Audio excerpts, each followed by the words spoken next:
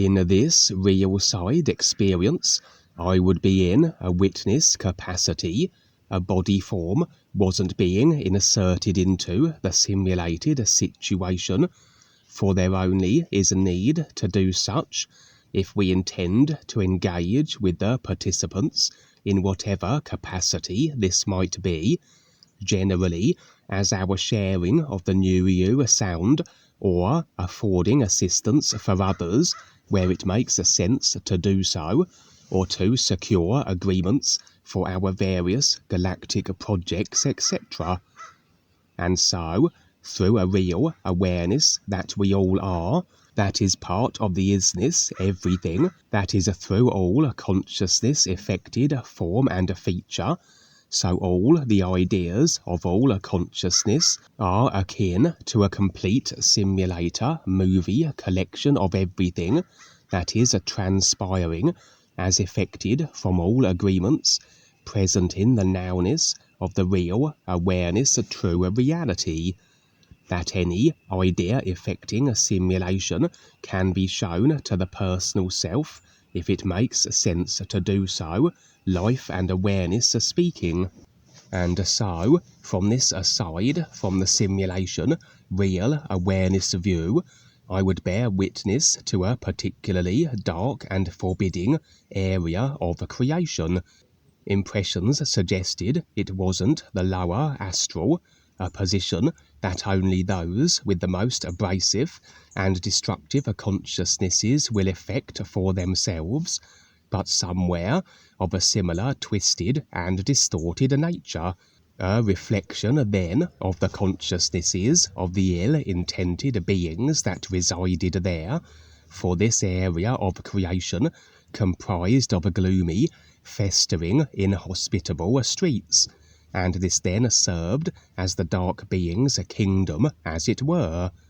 For they would be stationed in a kind of impregnable technological compound. They appeared visually to be human, but on the real side, the simulation, the body types, may not necessarily be as they appear on the surface, and where the real awareness can afford then impressions of the actuality of the ideas behind the literal fronts, if such details are required. This dark and uninviting town also seemed to be inhabited by other humans, those not in any way ill-intended or aligned with the dark forces, but had however found themselves here through the agreements they had in relation to the dark characters that seemed to be running the town. For indeed, nothing can we experience absent of the agreement ideas present in the consciousness that effect such to be. Agreements can be gleaned in various ways, through where we place our attention, what claims our focus, etc., and oftentimes where we consciously agree with what appear to be beneficial surface ideas. These can be laced with other ideas in affiliation, ideas we can't see from the one-dimensional perspective, but ideas we will still be installing into the consciousness with those that were appealing, and effected then will be all manner of situations we would never have consciously agreed with, where we may find ourselves the recipient of abuse, or positioned in undesirable creational spots, all of which can only be so if we have the ideas pertaining to such agreed to and consciousness placed. Creation truly is a minefield of ideas. The vast majority we don't realise we are agreeing to, as we latch onto the surface ones that appear beneficial. We are instantly the effects of every idea in reality and on the real side, and if these agreements are maintained, they will become so at some stage on the physical also, as the consciousness mechanics somewhat draws out the effects from the causes, with the inception of time and space ideas also into the consciousness. rendering everything on the physical as being rather slowed down. And so very apparent was it here that these humans had projected themselves into this dark, dismal town, a town overseen by a group of ill-intended beings secure in their technological bunker, through agreements installed however they were, where the hapless humans would be in a very nightmarish situation indeed. For the parameters of the agreement not only affected their position in the gloomy town, but allowed them to be the recipients of abuse from the other creatures that lurked in the streets. Creatures that appeared to be rampaging monsters, but of a body type constantly in flux, that impressions revealed were comprised of a kind of nanotech which allowed that their forms could change at will. If it was the nanotech that was inciting them into their actions of abuse, or if this was simply their inclination, wasn't made apparent, for they had one objective, that to seek out all the humans present and destroy them in the most brutish ways imaginable. This would explain why the dark beings whose creational area this was were present, but secured within an inaccessible bunker. For the monstrous nanotech beasts would destroy them given the opportunity, as surely as they would the humans. The dark beings had then brought both the humans and the monsters here, and as was their seeming thrill and inclination, so they delighted in watching the carnage, monitoring it all from the safety of their bunker. Of course, it was through agreement that the humans and the monsters actually were present and had effected themselves into this situation. The dark beings could only realistically snare them with the ideas of this situation, through whichever mechanism they had managed to have the monsters and humans install the agreements pertaining to it in their respective consciousnesses. This wasn't only serving as a means of a boredom alleviation for these dark beings, but that this was actually their assigned function. For this entire simulator and the consciousness that affects it is fear-based. Fear being a powerful tool of manipulation that, if it can be incited or indeed perpetuated as running through all consciousness as it does, this will limit any individual in their choices and actions, generally along the lines of staying in line, adhering to control and authority in all its forms and expressions, where consequences can be expected for not doing so. And as individuals do buck the systems, so very swiftly will the dark forces ensure punishments are forthcoming, abuse and destruction, that fear of the consequences for insurrection are nestled within the subconscious, that despite being destroyed and with the assumption of a new body type, absent of any conscious current lifetime memory of being destroyed in a prior life, due to opposing the control systems, the underlying subconscious fear will still be present and serving to discourage the individual from taking a similar stand against the controllers in the current lifetime. And not only are individuals destroyed in order to have this fear of the consequences embedded, but also I have seen dark force simulated setups on the real side, which serve as factories for the constant maintaining of a fear-inducing in all the species that are their slaves, including the human race, to keep them more so in check, etc. And this dark area of creation was just one example of these real side dark force fear-inducing creations, where through agreement in overall human consciousness, extended to the dark force controllers, which allows abuse to take place, physical level and real side. So this expresses as the dark force is able to position the human species in such nightmarish scenarios. In this case, being mutilated and destroyed by nano monsters, that even though the victims may be unaware this is taking place on the other dimensions of life, the experience still is embedded along with the fear and will impact through to the physical, as nullifying to a great extent humanity's willingness to attempt to extricate themselves from the dark force controlled simulator matrix. Although trying to control creation as the dark forces think they can, this really is an impossibility, as everything is a cause and effect, a mechanism they also are subject to, and try as they might to manage the consciousness of their slaves, to effect favourable circumstances for themselves, they still will be the constant effects of their own abrasiveness. As everything equals itself, they are always building bombs where they themselves cannot escape from the blast radius. This was very apparent here, as despite these dark beings going about their human fear-inducing operation, secluding themselves from the nano monster's reach in their bunker, at one point they would bring in a few human mutilated dead bodies for examination.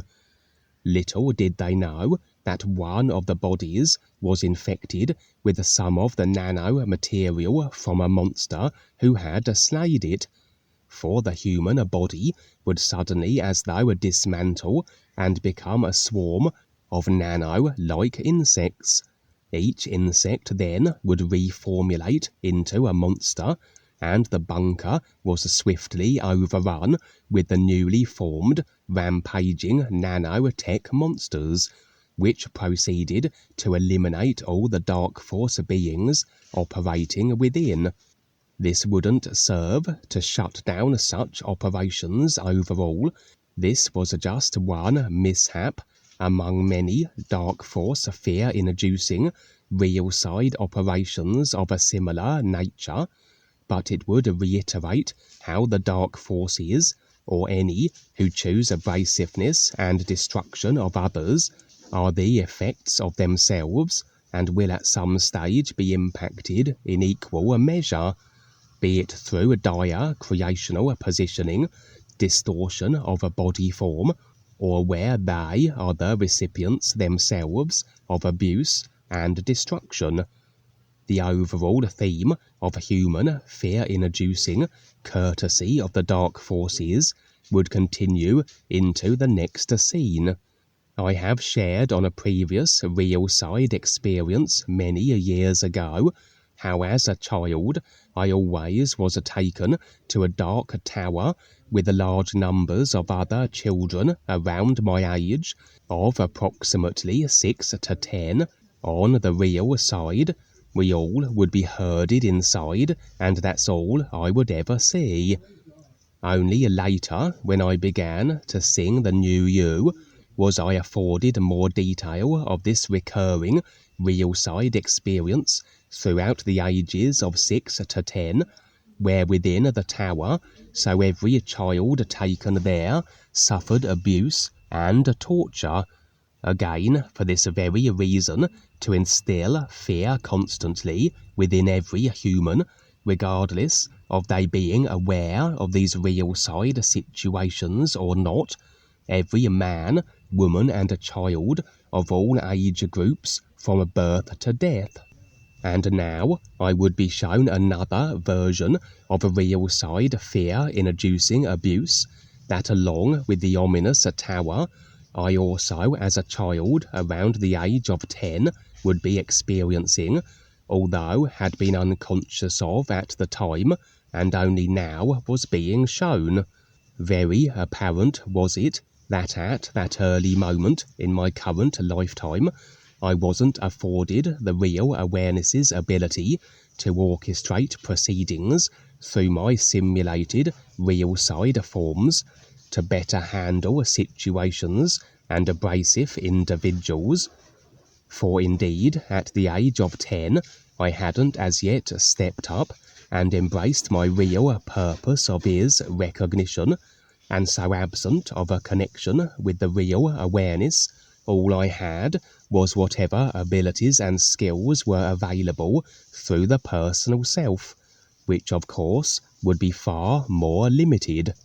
The scene was as though a caged-off series of interconnected, dilapidated streets, and through agreements in humanity's consciousness extended to the dark forces that allow the ability of the dark forces to abuse and eliminate any human at any moment of their choosing, that is until the process of awareness facing and releasing denies them such options. So as a 10-year-old child was I brought to this real side position with scores of other children of a similar age. Present also would be hordes of demonic, twisted, dark force body types, whose sole purpose was to instill fear in the children through whatever means they desired. Scattered throughout the ruined streets would be pieces of wood, hunks of metal, etc., which could be used as weapons, and so despite the children being rather real awareness disconnected from and limited in their ability to defend themselves, I and the other children would make use of whatever was available that served as weaponry. For it seems the dark force abusers present were just as susceptible to harm as we were, and indeed we soon would see the prudence of forming into gangs of children to heighten our chances, but ultimately, despite the back and forths, this dark force creation served its purpose, that of fear-inducing. There even was a section which presented as an escape and exit for the children, but we all soon learned this was a deception, as any child entering this section would be instantly obliterated by as though an out-of-control train. As I said, I had no conscious recollection of this particular fear-inducing childhood ordeal until a few nights ago, but where impressions also revealed that this was an additional and one of many fear-inducing dark force creations designed for children who were showing signs and indications of potentially, at some stage in this lifetime, stepping up and beginning their processes of awareness. For indeed, not only will the guides determine that we are becoming ready for the opportunity of the years, but indicators in the consciousness will be available to the ever-monitoring dark forces, who will also realize this as a possibility, and will seek to discourage and intimidate, to put off the individual prior to this real is recognizing a purpose being taken on. And one of their methods is to intensify the trauma and fear on the real side, as they bring the children into their creations of abuse far more so than those that they determine are not ready to take on the journey of is recognition, those they have retained as agreeable, acquiescent slaves.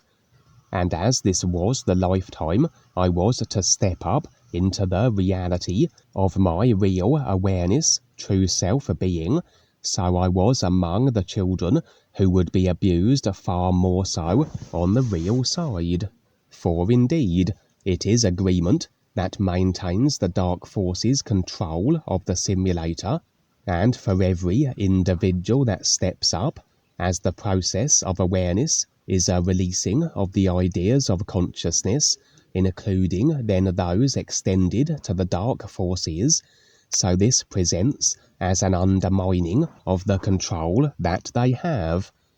Every being releasing agreement to the dark forces lessens their positions of control, and so they will be motivated to intimidate, attack, destroy, and discourage any being who shows indication of placing intent with the recognition of the ears. The indicators that suggested I would at some point in this lifetime begin my process of awareness included those I have shared in a previous real side experience,